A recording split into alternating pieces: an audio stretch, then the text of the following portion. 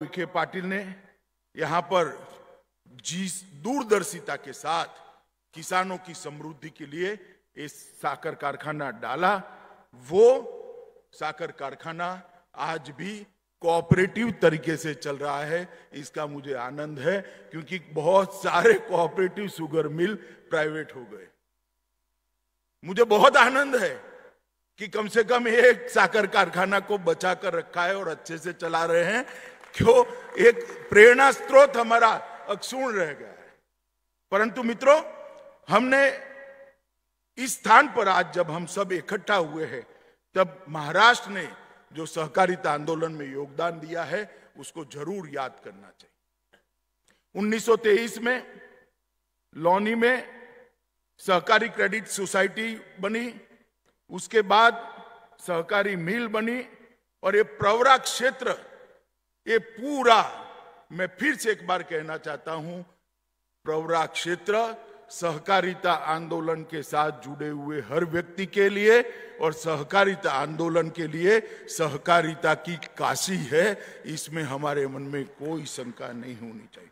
और ये प्रवरा की शुगर फैक्ट्री ने ढेर सारी चीजें हमने हमारे सामने रखी है कि एक अच्छा प्रशासन अगर होता है तो सालों सालों तक कोऑपरेटिव कितने अच्छे तरीके से चल सकती।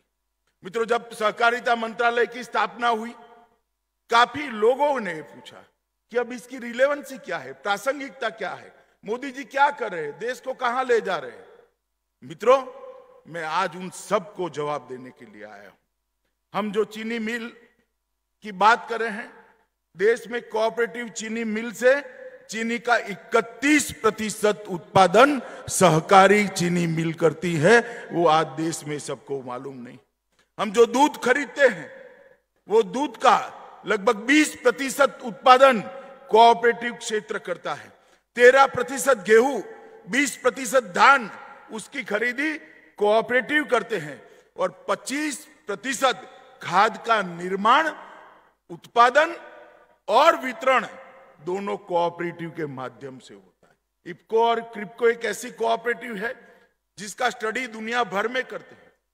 लिज्जत पापड़ एक ऐसी कोऑपरेटिव है जिसका स्टडी दुनिया भर के महिला संगठन करने के लिए आते हैं। हमारा अमूल एक ऐसा कोऑपरेटिव है जो 36 लाख बहनों को हर रोज सुबह शाम पैसा देने का काम करता है। ये सफलता है। कोऑपरेटिव का मूल मंत्र क्या है? कोऑपरेटिव का मूल मंत्र है कि एक बात सही है, हम में आर्थिक क्षमता इतनी नहीं है, आर्थिक क्षमता हमारी कम है, बहुत कम है शायद, उत्पाद करने के लिए, फैक्ट्री लगाने के लिए, फैक्ट्री चलाने के लिए, मार्केटिंग करने के लिए, मगर हमारी संख्या बहुत बड़ी है। आर्थिक क्षमता कम है, संख्या बहुत बड़ी है। कोऑपरेटिव के माध्यम से हम सब एकत्रित आ जाते हैं तो हमारी ताकत इतनी हो जाती है कि किसी के सामने भी लोहा लेने के लिए हम खड़े हो सकते हैं। और इसी मंत्र के आधार पर आज तक देश भर में कोऑपरेटिव चला है। मित्रों, जब से देश में नरेंद्र मोदी जी की सरकार बनी, चीनी मिलों की समस्याओं को बड़े ढंग से स्टडी किया गया और एक के बाद एक उसको सुलझाया गया।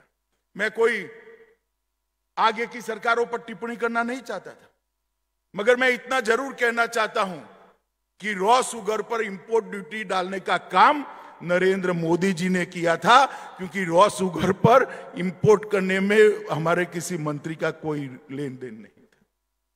शुगर के एक्सपोर्ट को एक्सपोर्ट सब्सिडी देने का काम भारतीय जनता पार्टी की नरेंद्र मोदी सरकार ने किया, और इथेनॉल का उपयोग, उसका ब्लेंडिंग बढ़ाकर चीनी मिलों को आगे बढ़ाने का काम, इथेनॉल के दाम में भी बढ़ोतरी करने का काम भारतीय जनता पार्टी की नरेंद्र मोदी सरकार है। मगर इसके पहले ही काफी सारी चीनी मिलें आर्थिक रूप से बदहाल हो गई। 4-5 साल ऐसे चले कि वहां तकलीफ खड़ी हो गई।